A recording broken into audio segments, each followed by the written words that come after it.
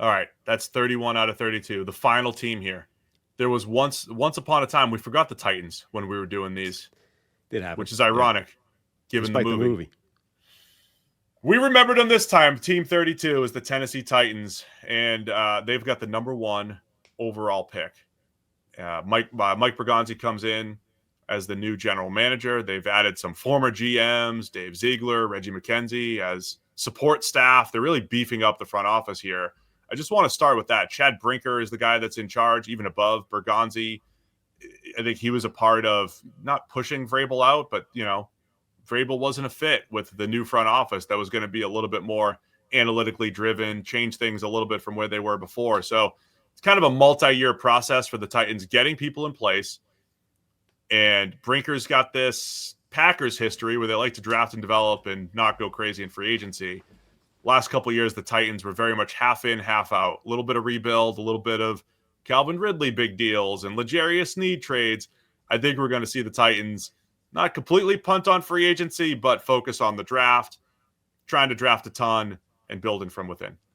Yeah, I mean, I do kind of like the approach they've taken so far, but at what point does it become too many cooks? Just like we got like 4 or 5 GMs in this building at this stage. Like, how many is too many before we start to have too much input?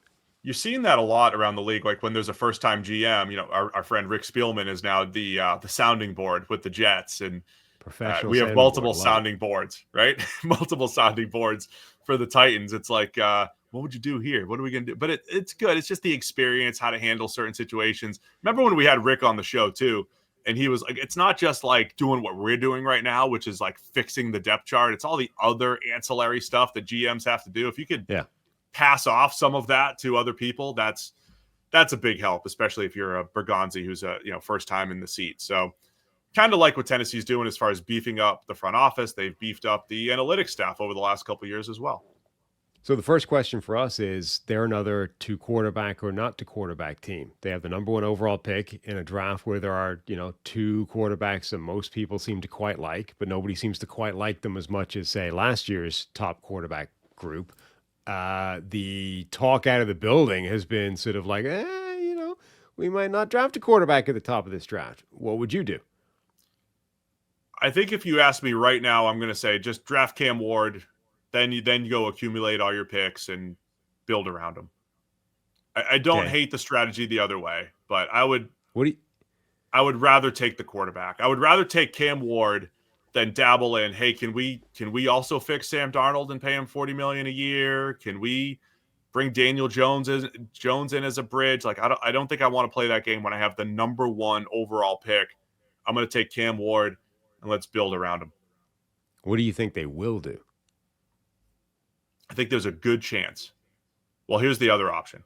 There's a good chance they trade out because the groundswell, and we're in Indy right now, Sam. People don't know. We're in Indy right now, and we're hearing the rumblings. We're at Prime 47 at 2 a.m. and the chatter. More chatter is going to come up about the Titans not drafting a quarterback, and that doesn't necessarily mean they're picking someone else at 1. I think it might mean the Giants are trading up, that somebody's trading up to number 1. I would entertain that as well, right? Right now, if I have number 1 pick, I'll take Cam Ward. I would entertain the trade down. Like you trade to 3 and you grab Travis Hunter, you grab Abdul Carter. I would take a Mason Graham. I don't care. I'll take one of those 3 guys. Give me Hunter, say, and accumulate the picks. And I will play the bridge quarterback game if I know that I could trade down for a massive haul. Yeah, I mean, you've got that game. If it is the Giants specifically that are wanting to trade up to secure their quarterback, you've also got a world where if your quarterback is different to their quarterback in terms of who you think is the best guy in the draft, there's a world where you trade down to 3, let the Giants pick their guy, your guy is different, and if the Browns pass on a quarterback, you could get your guy that you were going to take at 1 overall anyway, having accumulated the extra draft picks that the Giants were willing to get up or give up to jump 2 spots. So that would be amazing.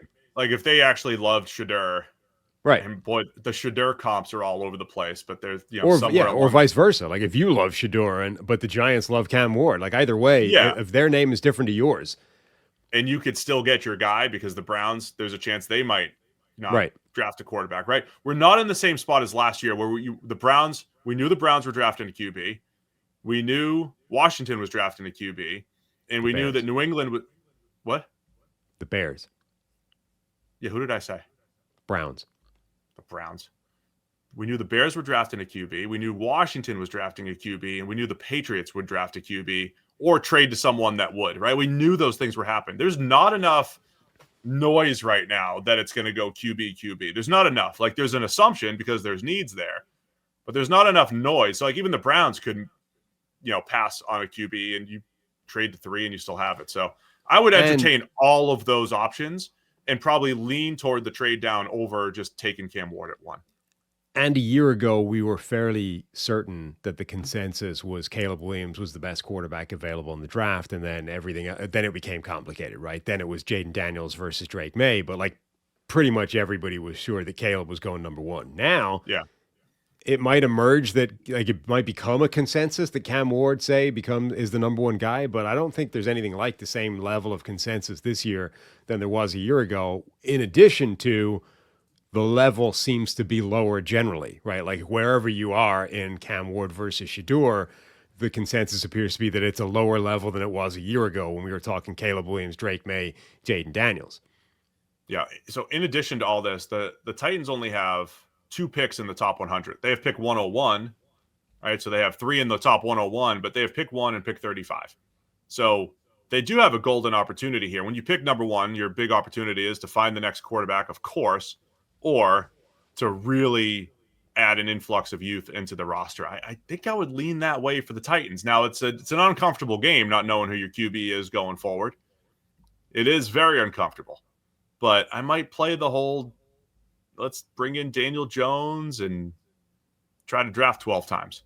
And that was what Brinker mentioned. Like, let's draft 30 times over 3 years. That's how you build the roster up. That's how the Packers have done it historically. I think that's what Tennessee tries to do. So let's say I would do that. Like, let's say we get the trade. We were fixing the Giants. If I was in the Giants situation, completely different roadmap here, I would trade up for Cam Ward. We kind of did that a few shows ago.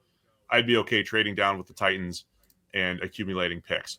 The other thing I would do before anything else is fix the right tackle spot, which has been an absolute disaster, with the great Morgan Moses. Of course, Morgan Moses is coming in. He's fixing the Titans' right tackle spot. That's what's going to happen.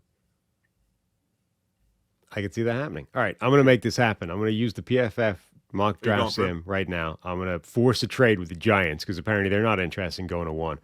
So I'm making that trade. Cam Ward goes, which means I'm going to snag Shadur with 3. That was the player I was going to take anyway. So I'm getting my QB at 3. I've traded down. I've gotten their second-round pick. So now I've got 2. I got 34 and 35 at the top of the second round. Ooh, I like that. All right, so 34 and 35, the things we could potentially get there, because it doesn't matter what the sim says right now. Interesting spot for the Titans. I think they could still use some offensive line help. The receiving core looked fun a year ago with Nuke Hopkins and Calvin Ridley and Tyler Boyd, and Hopkins is gone, Boyd is gone, and Ridley feels like a lot of money for still a number 2 type of receiver. So could use some receiver help. And the defense, second fewest yards given up last year in the NFL, I believe it was, and they still gave up like one of the highest points per game. Just a crazy year for Tennessee. So there is some talent on both sides of the ball. I think they need pass rushers. They need guys who can win one-on-ones on the edge. Offensive line and receiver feel like the biggest needs for me. Yeah, and they've got a decent amount of free agent spending space as well, so they can definitely dip into that free agent market, go looking for linemen in particular. Like, God, yeah, finally, please fix that right tackle spot. It's not that hard to starting right tackle. You've got to be able to do better than, Nicholas Petit-Frere, Jalen Duncan. Like, just go get a right tackle, a real one. We did it. It's Morgan Moses. Free agency. Morgan Moses will bring in Tevin Jenkins to play guard. And then you kind of hope Lloyd Cushenberry, who they spent some money on in free agency, they want him he needs to play better than he did in Tennessee. Skoronski heading into year 3 at left guard, kind of disappointed last year. But he played better as a rookie. So like there's potential for this thing to get better. JC Latham, I think, held his own for a guy moving from right tackle to left tackle as a rookie. I expect him to get better. So I think they could be close, but I think you have to probably fill 2 starting spots at right guard and right tackle if you're the Titans. Right. I will say that, we were speculating heading into last season what kind of impact Bill Callahan, the offensive line coach they acquired along with Brian Callahan, could have. Like, he's one of those guys that you think can move the needle in terms of offensive line improvement, and it didn't happen year one. Certainly, maybe it's a thing that takes longer than that to make a real impact. But we were expecting maybe Skoronski takes a huge leap forward and looks like a star. J.C. Latham hit the ground running, be good. Maybe that he could rescue Nicholas Petit-Frere or Jalen Duncan, one of these toolsy developmental right tackles, and none of it really happened. So I don't know if that's just not going to be a thing or if the Callahan impact is going to be felt more this year. But yeah, that whole offensive line is still a mess. All right. Well, we gave some free agent options there. I think the second round receivers could be in a good spot there, especially if we do the trade down that you were talking about. The other thing I mentioned is pass rushers. Arden Key feels more like I love Arden Key as my number 3 pass rusher, not my 1 or a 2. Harold Landry, those two guys. I think we need an upgrade there as far as pass rush goes. The other free agent I would take a look at that I've given to a couple other teams is Dre Greenlaw to come in to play linebacker, maybe next to Jack Gibbons there. I think Greenlaw could be one of those culture resetters as well as you're trying to rebuild this thing. Yeah. Wide receiver might be the tricky spot for this team to land somebody. Like, I wonder if they would dip into the trade market and try and snag a receiver that way. It's hard to find, because this is the team that actually needs a potential number 1 and is not, assuming they're not going to use one at the top of the draft. They're not going to go now. Maybe maybe we don't draft Shadur. Maybe we trade back to 3, and are we drafting Travis Hunter, wide receiver 1? Yes, I mean that's on the table potentially as well, right? So we're going to punt on QB, and we're going to spend the whole year building the infrastructure. Hunter's our receiver. He'll be a receiver because of our cornerback depth chart here. All right, how's this for you, right? We trade back from 1 to 3.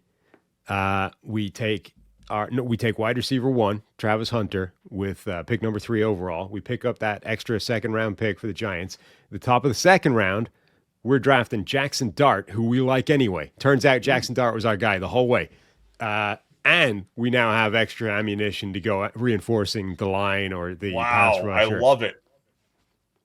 Maybe that's part of the reason why there's rumblings that the Titans aren't going to draft a quarterback. Jackson Dart fans. Jackson Dart thrown to Travis Hunter and Calvin Ridley. The cornerback room still has a lot of potential with Chidobe Awuzie, L'Jarius Sneed, who kind of struggled in his limited time after being the big coming over in the trade from the Chiefs, but he still has. He's still good. Roger McCreary, the defense has a lot of potential there. I want some juice off the edge, just more guys that can rush the passer. And then the fixes that you said, right? That's nice. We fixed the Titans. Easy. Thanks for watching all the way to the end of our video. For more great content, click here to subscribe and here to watch another video. We'll see you again soon.